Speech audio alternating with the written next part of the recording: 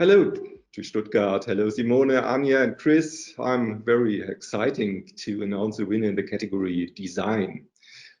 And yeah, some words about the project in general.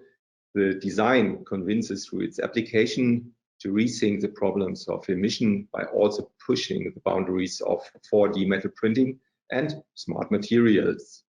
This concept combines sustainable consumption, contemporary design, and is bringing atmosphere to our homes. So it's a very emotional project.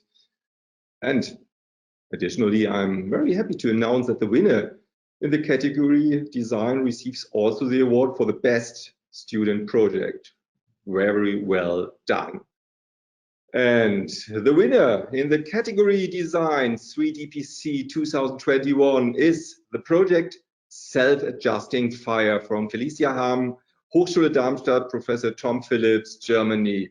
Congratulations to Felicia Hamm, well deserved. And the jury was very impressed. Well done, and keep on doing it in this way. Thank you very much. Thank you so much. I was hoping for the Makerbot because this was a wish long time before. And yeah, thank you so much. I mean, that I won is crazy anyways, but I was really hoping for the student prize. So thank you so much for your work, and thank you for your appreciation.